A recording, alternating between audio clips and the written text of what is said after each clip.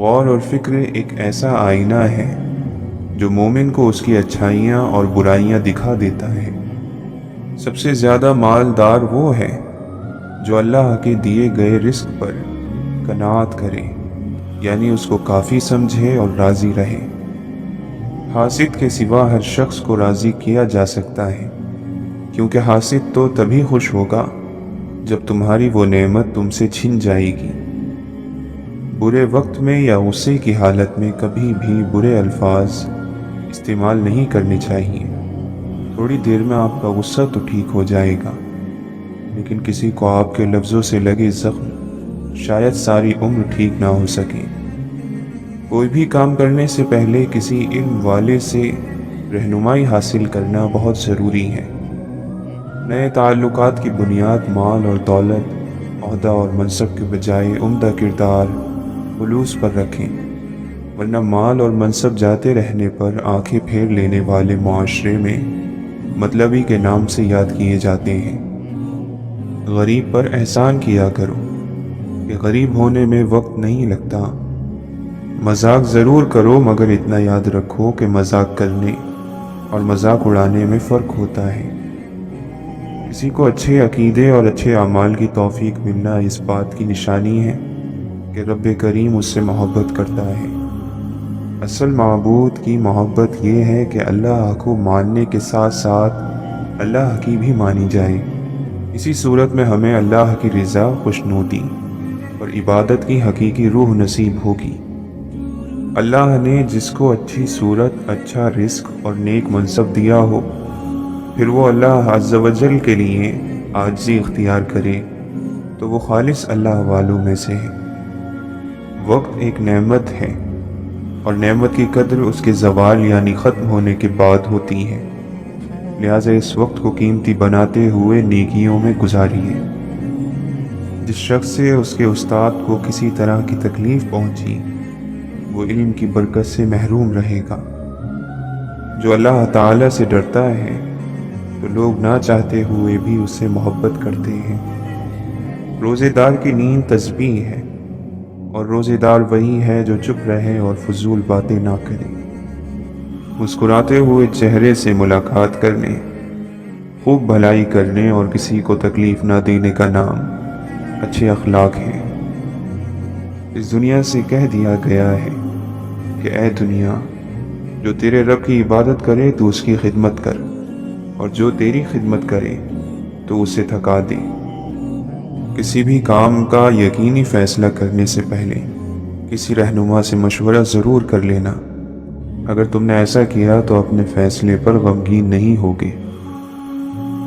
کیا آپ کو کوفے والوں کی خبر نہیں؟ ان کے پاس پورا دین مکمل تھا۔ ایک حضور اقدس صلی اللہ علیہ وسلم کی بیٹی کے بیٹے شہزادہ کونین امام حسین علیہ السلام سے محبت نہ تھی۔ اس ایک کمی کی بدولت ان کا سارا دین تباہ اور برباد ہو گیا، اور کوئی علم ان کے کسی کام نہ آ سکا۔ بڑا خوش نصیب ہے وہ شخص جس کے لیے ساری مخلوق دعا کرتی ہے۔ وہ خوش نصیب شخص کون ہے؟ ہر وہ شخص جو آقا صلی اللہ علیہ وسلم پر درود پڑھتا ہے۔ درود پاک پڑھنے والوں کے لیے کائنات کی ہر چیز دعا کرتی ہے۔ اے خدا، ہم سے تکلیفیں دور فرما، ہماری برائیاں چھپا لے، ہماری خطائیں بخش دے، ہمارے شیطان کو ہم سے دور رکھ، ہمیں جہنم کی آگ سے آزاد کر دے۔ اے ہمارے خدا، دنیا اور آخرت میں ہمارے درجات بلند فرما۔ اے ہمارے معبود، تیرا شکر ہے کہ جب تو نے ہمیں پیدا کیا تو مہربانی کے واسطے صحیح سالم پیدا کیا، حالانکہ تو ہماری پیدائش سے بے نیاز تھا۔ جو سب سے مضبوط سہارا تھام لے گا نجات پا لے گا۔ امام جعفر صادق رضی اللہ عنہ سے پوچھا گیا کہ سب سے مضبوط سہارا کیا ہے؟ آپ علیہ السلام نے فرمایا، اللہ کی مرضی کے آگے سر جھکا دینا۔ بدگمانی بدترین گناہ ہے، لیکن اکثر لوگ نہ اسے گناہ سمجھتے ہیں اور نہ اس سے توبہ کرتے ہیں۔ بری سوچ رکھنا بدترین گناہ ہے، لیکن لوگوں کی اکثریت نہ اسے گناہ سمجھتی ہے اور نہ اس سے توبہ کرتی ہیں۔ اللہ کے قریب ہونے کا سب سے تیز اور چھوٹا راستہ ادب اور خدمت کو اختیار کرنا ہے۔ روزی جب تک پاک رہی، باتیں اور کام پاک رہے، خیالات پاک رہے، برکت رہی، شان و شوکت رہی، قوم کا احترام رہا، اکرام رہا۔ آدم کا منکر شیطان ہے، شیطان آدم کا منکر ہے، اللہ کا منکر نہیں، اللہ کا بھی منکر نہیں۔ آدم کے ہی انکار کی بدولت وہ مردود اور ملعون ہے۔ اگر اللہ کی مرضی اور ہماری مرضی میں ذرا بھی فرق ہو تو خوف آ جائے گا۔ اس لیے دعا کرو کہ ہمیں اللہ تعالی کی مرضی کو اپنی مرضی بنانے میں دقت نہ ہو۔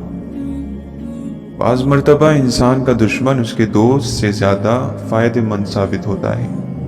وہ اس طرح کے دشمن آپ کے عیب اور کمیوں کو بیان کرتا ہے اور آپ ان کو سنتے ہی انہیں درست کر لیتے ہیں۔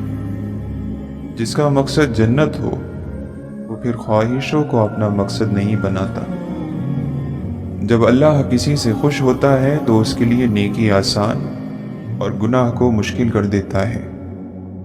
جو شخص اللہ تعالیٰ کو اپنی امیدوں کی پناہ گاہ ٹھہراتا ہے، اللہ تعالیٰ اس کے دین اور دنیا کے سب کام پورے فرما دیتا ہے۔ اپنے جسم کو ضرورت سے زیادہ نہ سنوارو، اسے تو مٹی میں مل جانا ہے۔ سنوارنا ہے تو اپنی روح کو سنوارو، کیونکہ اسے اللہ تعالیٰ کے پاس جانا ہے۔ طاقت رکھتے ہوئے معاف کرنا، شرمندہ نہ کرنا اور بھول جانا اللہ کے قریب ہونے کی دلیل ہے۔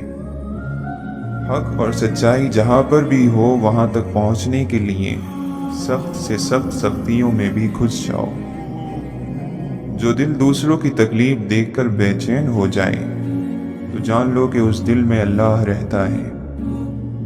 تنہا انسان کو کبھی تنہا نہ سمجھنا، کیا معلوم کہ اس کی تنہائیاں پاک ہو اور اس کے سب سے قریب اللہ ہو۔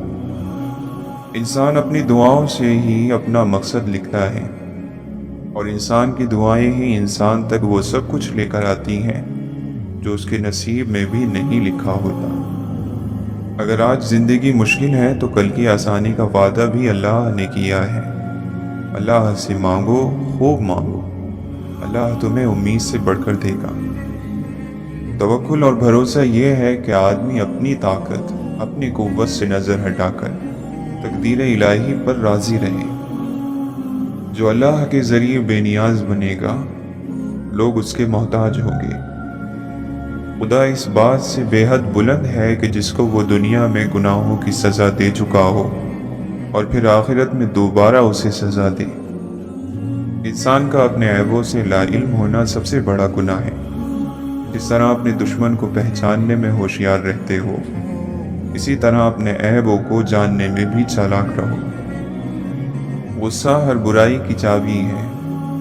جھوٹ، کنجوسی، ظلم اور جہالت ایسی عادتیں ہیں جن کا نتیجہ ہی برائی ہے۔ زیب و زینت یعنی خوبصورتی اعمال کے صحیح ہونے سے حاصل ہوتی ہے، نہ کہ کپڑوں کی خوبصورتی سے۔ شریف کی دولت مندی اس کی خوبیاں اور فضیلتیں ظاہر کرتی ہے، اور کمینے کی مالداری اس کی برائیاں اور عیب ظاہر کرتی ہے۔ جو چیزیں مرنے کے بعد تمہارا ساتھ نہ دے، ان کے ساتھ اپنے آپ کو لگائے رکھنا بہت بڑی کمزوری اور توہین کی وجہ ہے۔ تمام معاملات تقدیر کے سامنے بے بس ہیں، یہاں تک کہ ساری چالاکی اور چارہ سازی ہی تباہی اور آفت بن جاتی ہے، سوائے دعاؤں کے۔ بدن کا نور آنکھوں میں ہے، اگر آنکھیں روشن ہیں تو بدن بھی نورانی ہوگا، اور روح کی روشنی عقل ہے۔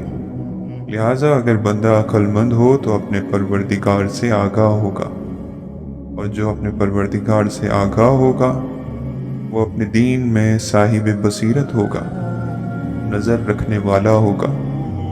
اور اگر بندہ اپنے پروردگار کو نہیں جانتا، اسے ناآشنا ہے، تو اس کا دین پائیدار نہیں ہوگا۔ اور جس طرح زندہ روح کے بغیر جسم قائم نہیں رہ سکتا، اسی طرح سچی نیت کے بغیر دین بھی قائم نہیں رہ سکتا۔ और अकल के बगैर सच्ची नीयत साबित नहीं हो सकती।